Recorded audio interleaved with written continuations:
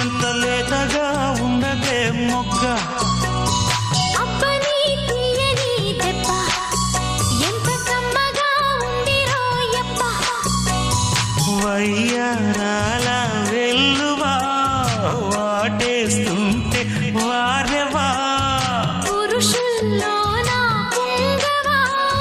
పులకింతుస్తే ఆగవా